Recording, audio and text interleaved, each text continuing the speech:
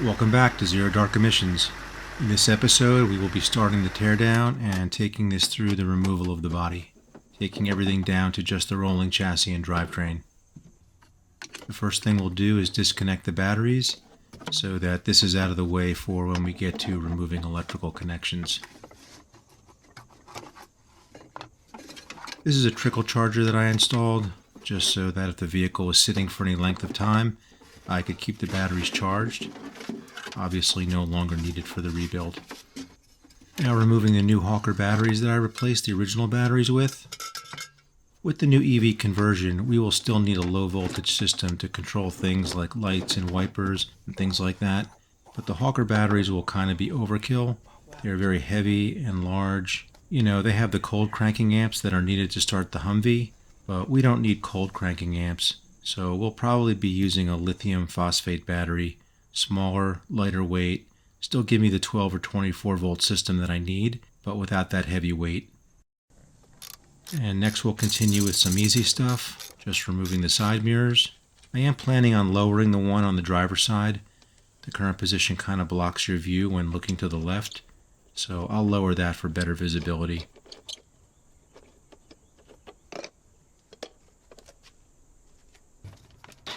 Next we'll get rid of the insulation. This will not be reused. We'll be doing a bed liner. Basically all of the surfaces where the insulation is now, plus more, we'll have bed liner, and we'll also have a spray insulation in conjunction with that.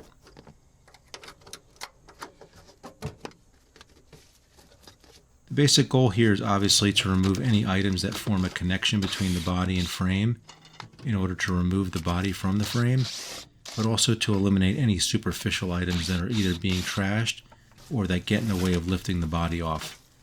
You know, reducing weight or removing things that will be reused that might otherwise get damaged. Taking out the fire extinguisher, that is new and will be reused. There was no fire extinguisher when I bought it.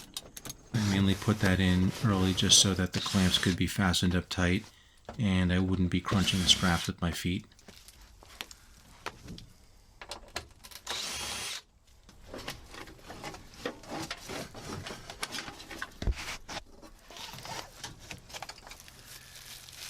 I was hoping I would find some spent shells or something, but all I found was this honey bun package. Oh well.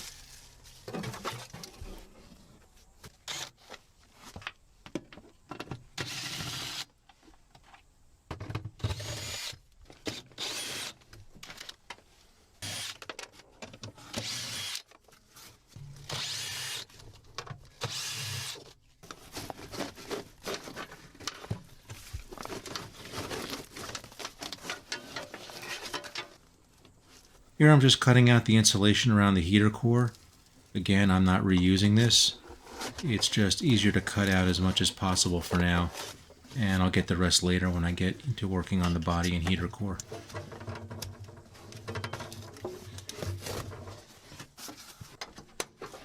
Next we'll get rid of these seat cushions. I am planning on reusing the whole rear seat setup, I think. I know a lot of people like to put in new seats at the rear. I will put in new seats at the front, but I like the idea of keeping the rear configuration, get new cushions, but I like the idea of being able to put the rear seats down in order to have a larger bed. You know, that back piece can be put down to cover the back seat area and extend the size of the bed. The rear passengers won't be quite as comfortable, but you know, they're comfortable enough, and again, I like the idea of having the versatility.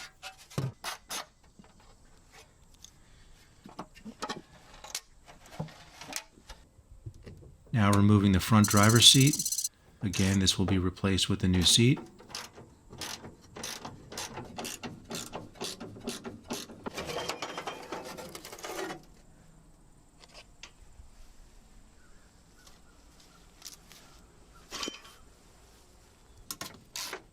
And the same with the passenger side. This will completely go and be replaced with a new seat.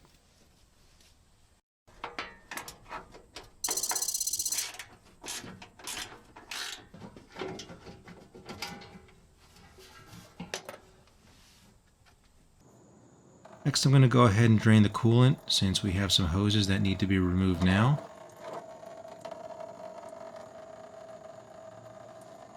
This is obviously not the same stuff that came with the vehicle, the green stuff. For whatever reason, I used a different type, and I did flush the old coolant very well before putting this in. I didn't film it, but here you can see the hoses removed to the heater core. It was just easier to cut those. That is necessary now since it forms a connection between the engine and the body. This is the accelerator linkage. Again, this is another engine to body connection that needs to be removed now.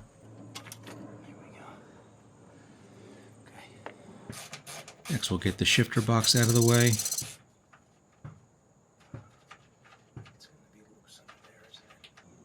Down underneath now, getting the shifter linkage connection off. Gotcha.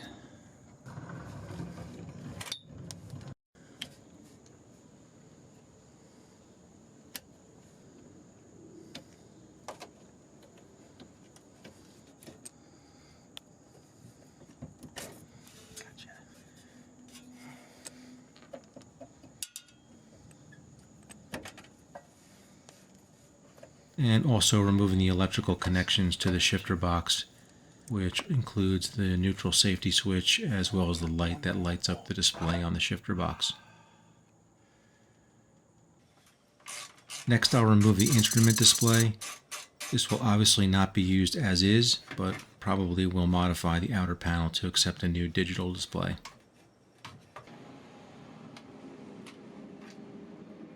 That's the speedometer cable being removed, and that's the reason for pulling the instrument panel off now. All of that wiring and the display itself will stay connected for now, but the speedo cable needs to come out since it forms a physical connection between the body and the transfer case. Next, we'll get the steering column out. Obviously, another body to frame connection that needs to be removed.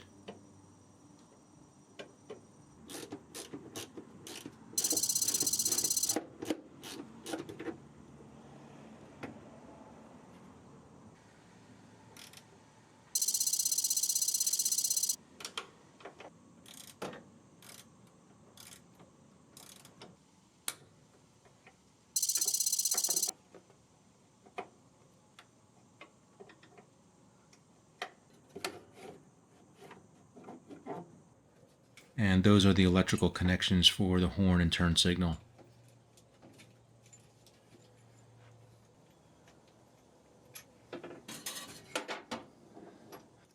Yep. Oh, it's going.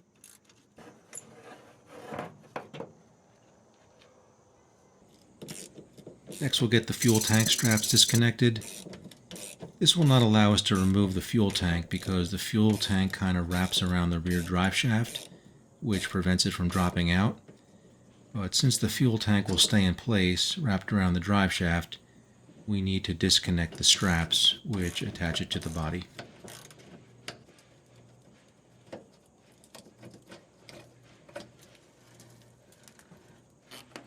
This is a new fuel filler shroud that I put in. It was a cheap and easy aesthetic upgrade that I made. There will obviously no longer be a fuel filler, but this will be where the charging plug is installed, and I will reuse this shroud, just modified to accept the new charging plug.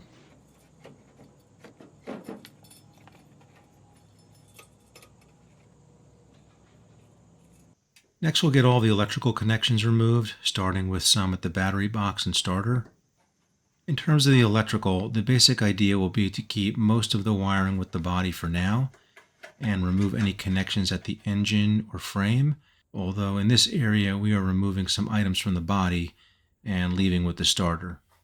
I had a tough time getting one of these connections off between the limited access and the fact that it was a bit frozen, so I just cut this line. Here we are removing connections to the alternator.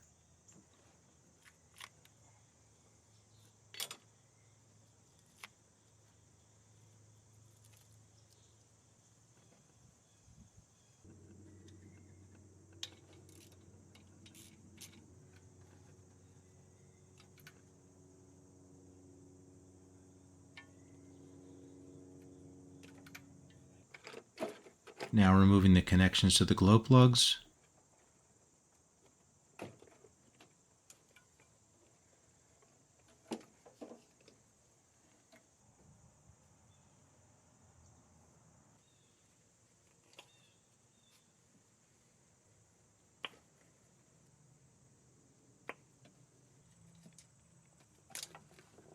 This is the ground harness being removed. As mentioned previously, this is a new ground harness that I put in when I was trying to solve my starting issue, but won't need this anymore.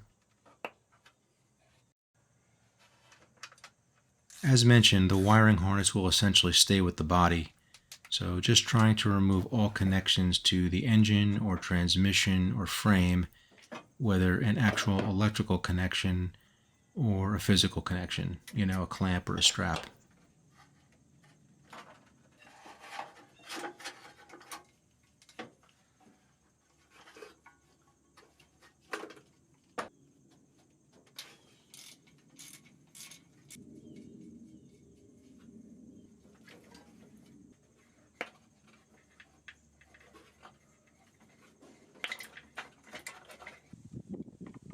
The air intake had to be removed now since it covers up some physical connections of the wiring harness. They could not be removed without removing the air intake.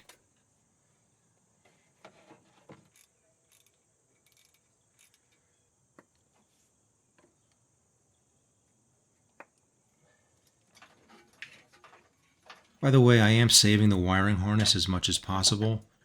This wiring harness handles a lot of stuff that won't be applicable in the new configuration, but portions of this will still be used and modified for the new setup.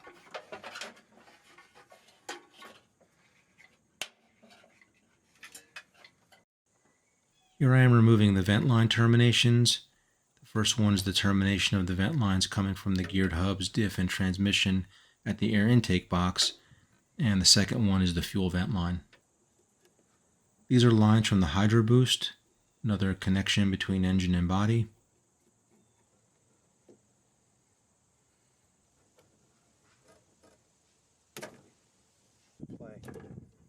Notice that?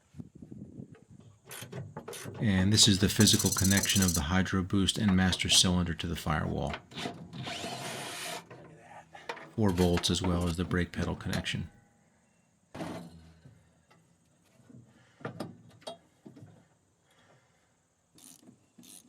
This is the driver's side splash guard covering the hydro boost and master cylinder. And fluid.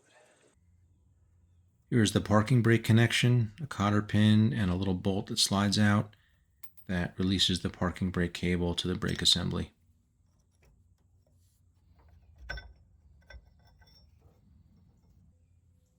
And then there's a clip that attaches the parking brake line to the frame just below the rear tie rod connection.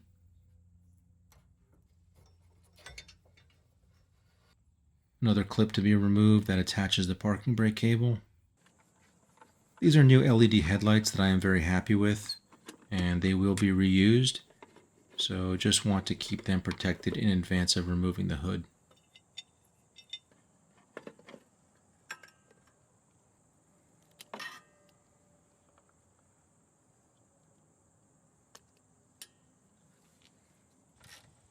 Next we'll take the hood off.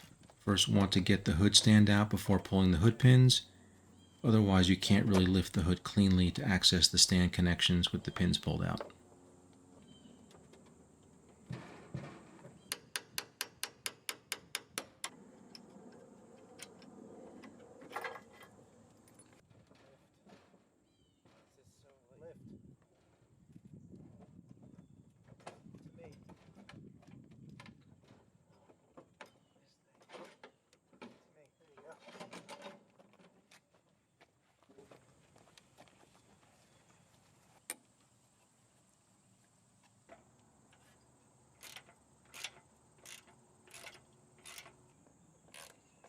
The passenger side splash guard can be left on for now, but this driver's side has to come off so that we can get to some electrical line connections and to get the brake master cylinder out.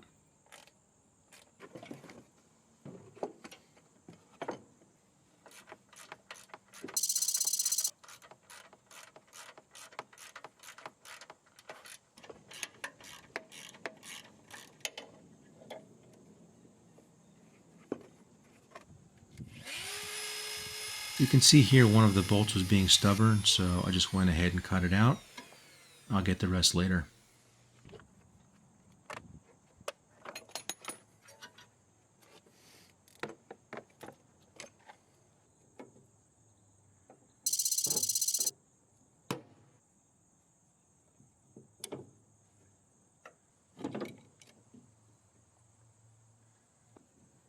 These are the brake lines being removed from the master cylinder, the last thing to get the hydro boost and master cylinder out. By the way, we will not be reusing that. Obviously, there will be no hydro boost with the new EV setup, so we'll be using an electrically assisted brake system. So it will be a whole new master cylinder, probably something out of a Tesla or something like that. Now I'll get rid of the top and rear curtain and doors. A little soapy water sprayed onto that top channel at the A-pillar helps lubricate that and make it easier to pull out. As mentioned, these are all new, and I will likely save for the rebuild, although I haven't completely ruled out going to a hard top and doors yet.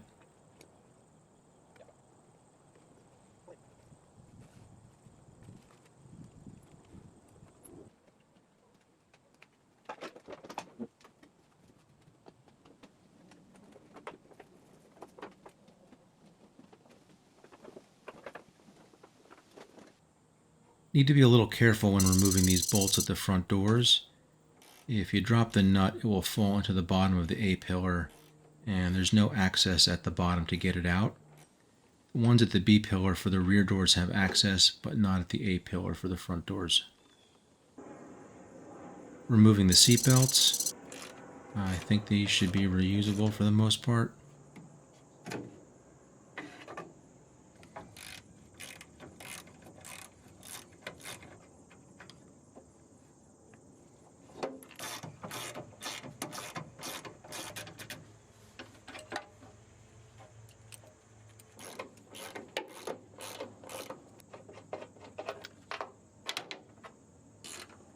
And on the driver's side, there's this little clip here that kind of keeps the seatbelt latch up for easier access, which has kind of worn the sheathing on the belt strap, so we will be replacing that one.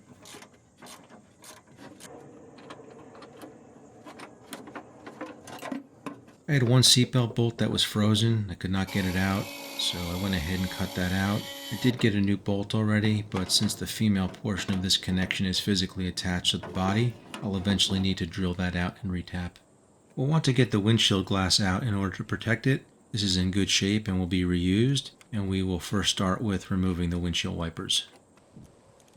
The windshield retainer screws are pretty small and some are in not so great shape, so I had a few snap on me, but most of them came out okay. Definitely need to be a bit gentle with backing them out, at least to start.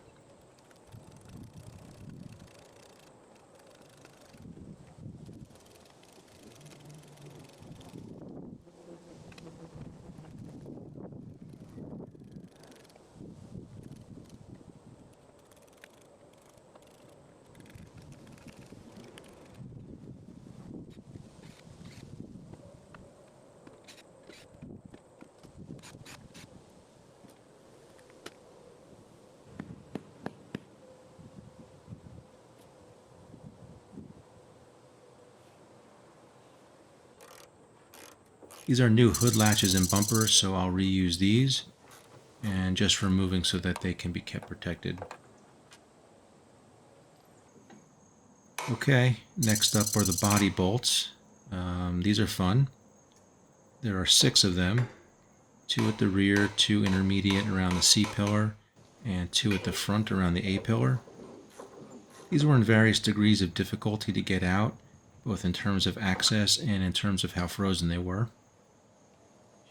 Where I had access, I started them with the impact wrench, which didn't really do much to turn the nut, but really just to get the bolt spinning and free from any corrosive connection to the body itself. Next I used either just a breaker bar if possible, or the breaker bar with a 5-foot steel pipe in order to break the nuts free from the bolts.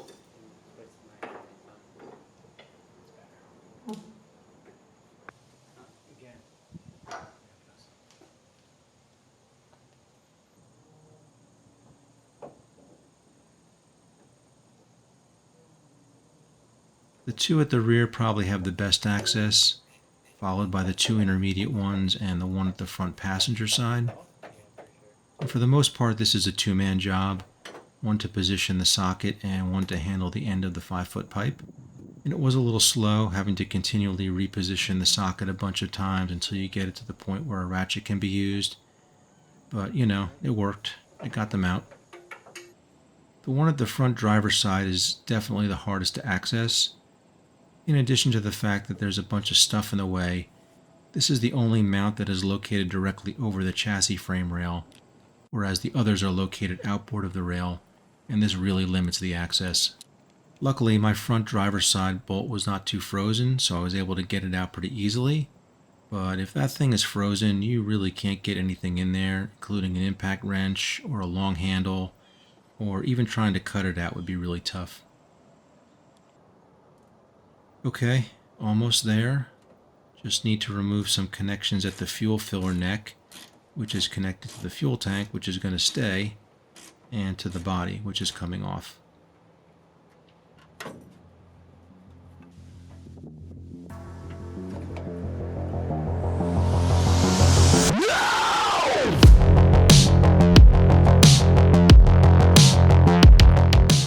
Body off, I just used an engine lift with straps going to the rings that are located near the B-pillar, and that worked pretty well. You can see that it's not perfectly balanced. It wants to drop a little at the rear, but it takes the load and then it's easy enough to just lift up by hand on the rear to balance it out. While we were lifting this, we also noticed some things that were still connected. You know, you're not going to get everything, so we just lifted a little, saw where we were hanging up, and removed those connections as we went.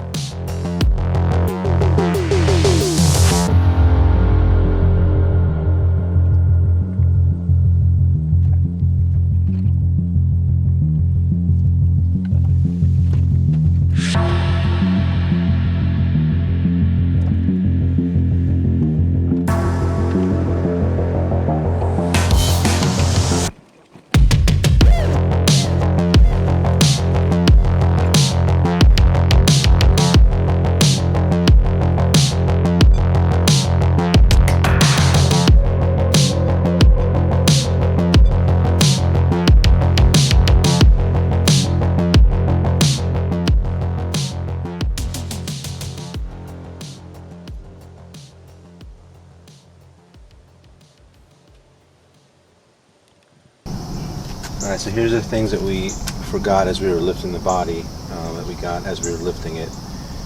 First is this electrical connection to the fuel tank.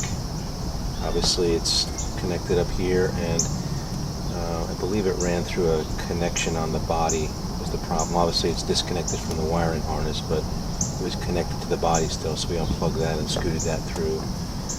There's this, I guess it's a vent line that runs up through the neck, fuel filler neck. This is obviously all attached to the fuel tank, which is attached to the frame, but it ran up through a connection in the body, so it had to be cut on either side of that to get it out of there. We could have undid the connection, but it was just easier to get rid of it. We're not using it. Moving down this way, there was this connection to the transmission. We disconnected I'll show you this from the other side, but this is the connection to the wiring harness, but it has a physical connection to the transmission housing, so that had to be cut. And then there's the fuel return lines over here. These also ran through a connection at the body. Obviously it's all connected down here to the frame level, but ran through a connection at the body, so that had to be cut as well. Okay, so that's it for now. Next time we will be removing the engine and transmission and transfer case, along with some other stuff on the frame, getting this down to just the basic rolling chassis and into the garage. But that will do it for now. See you next time.